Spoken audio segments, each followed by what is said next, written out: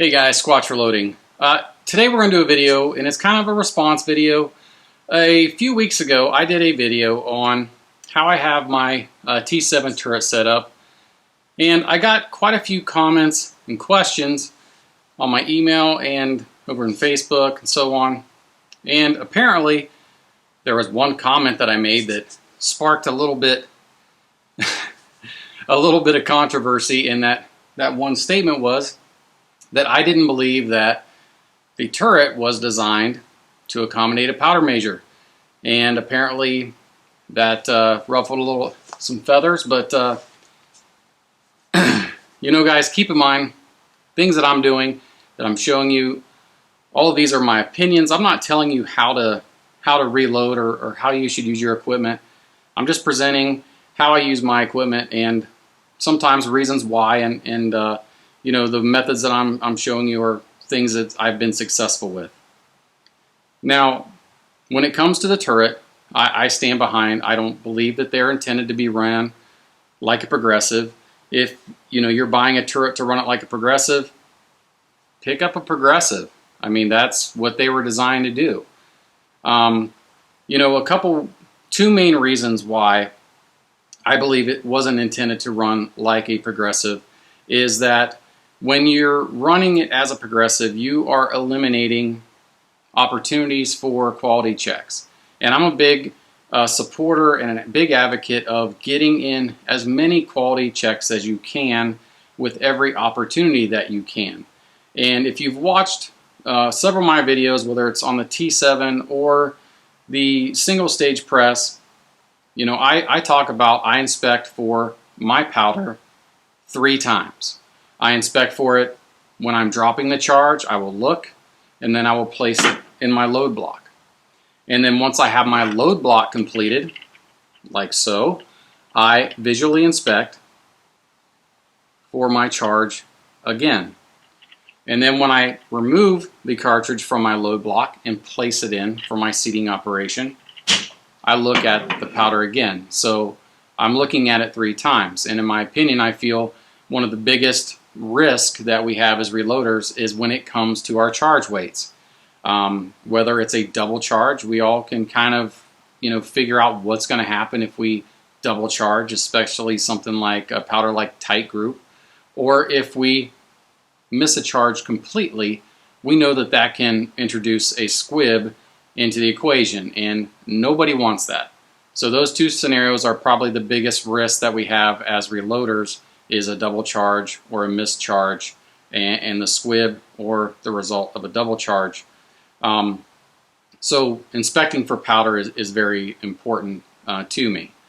Now the argument's going to come back, well, you can't do that when you're running over on your XL750. And that's true. However, the way the progressive is designed, with every single throw of the lever, it's doing multiple charges or multiple steps, like placing your charge. If you're running a powder cop, it's going to check a charge. And then you also have the opportunity, before you put a bullet in there, to look and see if there's a charge there. So it is set up to eliminate, you know, missing a step. Where on the turret, you know, it's very easy to miss a step because you're indexing that thing 4 times if you're, you know, doing your sizing, powder charge, bullet seat, bullet crimp. So you're indexing through each one of those processes, which I'm going to show you how that can work later on in this video.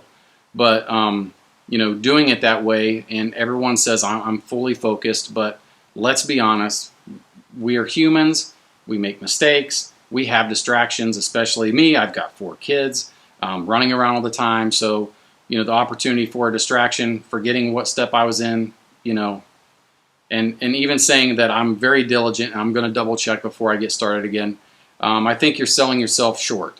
And again, just my opinion on that. Now, the second thing that happens when you put a powder measure on a turret is when we're running our powder measure on a stand, like over here on my RCBS, there's really the key to consistency is the throw up and throw down, and that cadence.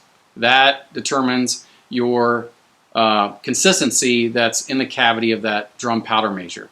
So that up and down motion, it's always settling the powder down in the cavity. So we have that cadence, and that vertical vibration is all we have to attend to.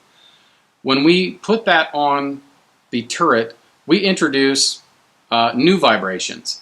We introduce horizontal vibration back and forth, and then also our up and down cadence from the throw, and then the up and down vibration from moving the ram in each one of those stations. So I've never proven this. This has always been just a thought in my head, but I figured, hey, if I'm going to use that as a reason as to why I don't believe that a powder measure on a turret's a good idea, I better have some data to back it up. So that's exactly what I'm going to do. I'm going to do a capability analysis on the powder measure on a set charge, 26.2 grains on a fine ball powder. So we know that's the best throwing opportunity that we have. So I'm going to do a capability analysis on 30 charges on the stand and then 30 charges on the turret, all the while introducing in the horizontal vibration and the ram vibration that would not be present over on the stand. So that's what we're going to get into in this video. So stick around and let's get to it. So I have my scale zeroed out. I've been checking charges, but I want to show you guys how this process is looking. I'm basically consistent up and down throw. Taking my weight, this one's 26.2, and then I'm recording it on a notebook. And then I'm dumping it back into the hopper. Same cadence. And recording my measurements. So this is what it's going to look like through this process, and I won't bore you with all this, but this is how it looks. So setting up the powder measure on the turret is not difficult. You do have to put this on first before you put any dies in, because you're having to turn the entire powder measure onto the turret. And again, it just doesn't seem like, in my opinion, that this was meant to do this, but we're going to do it because I, again, had a lot of people saying that, yeah, that's how it should be, you need to run it like a progressive and so on. But what I want to show you is how this is going to affect our powder measure.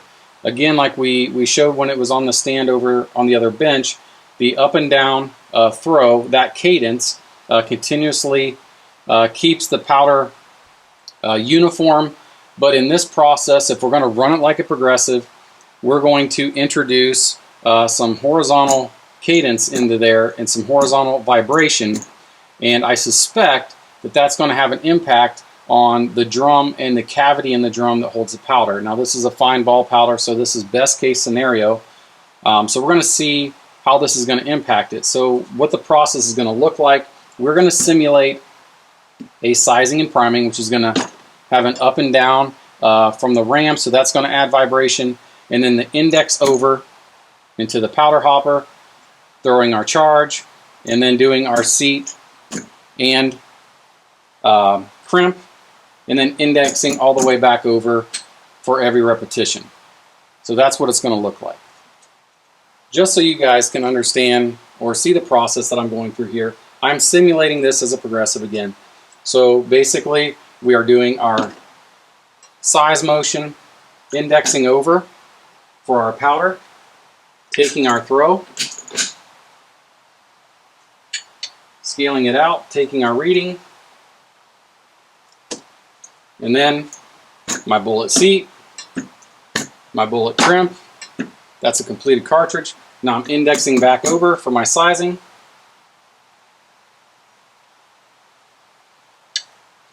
Do our size, index over for our powder, do our drop, scale it out,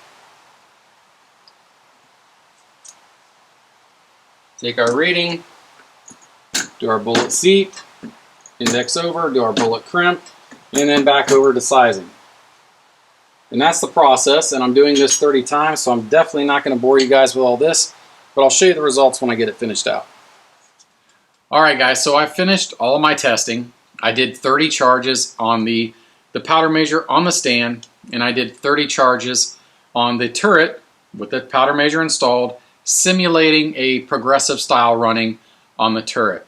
And my results are as follows. On the stand, of the 30 charges I weighed, I had an average of 26.2, and that was exactly where I had the charge set on the powder measure. I had a high charge of 26.3 and the low was 26.2. So I had 1/10 or 0.1 grains deviation while it was on the stand, and that's even better than some other powder measures. So usually we see a plus or minus of 0.1 or 1/10 variance, and we call that acceptable.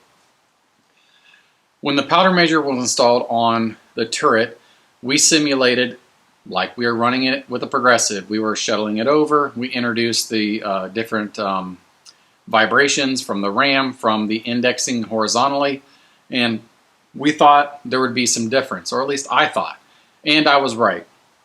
So of the 30 charges, keep in mind the powder measure come off the stand right on the turret. There was no adjustments. It was set at 26.2. So when I put it on there, checked, 26.2.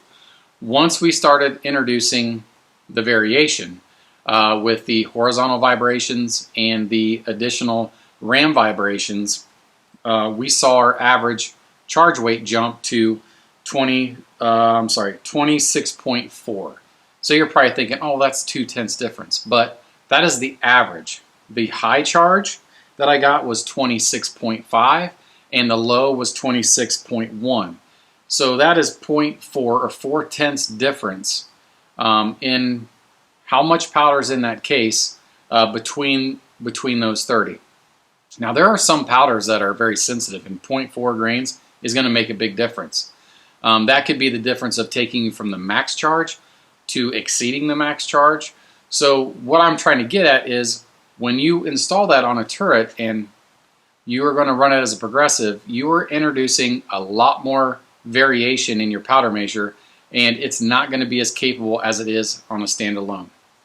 So up here, somewhere maybe right here, I'm going to post the graph. I graphed it out, and you're going to see the variation on the standalone powder measure. I believe it's in blue.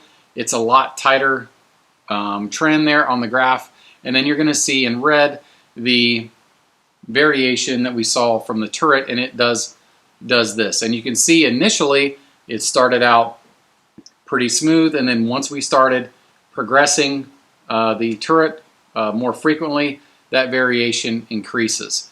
So that just kind of backs up my thought process as to why I don't like using the powder measure on the turret. So again, guys, these are all my opinions. I'm not telling you not to do it. I'm not telling you what to do. I'm just telling you my thoughts on it and why I do the things that I do. So I hope I didn't offend anybody, but at the end of the day, I just want to validate for myself, what I'm thinking, and the statements I make, I want to back that up with some real data. So if you guys you like what you see, click on the Squatch logo here at the end or hit that subscribe button.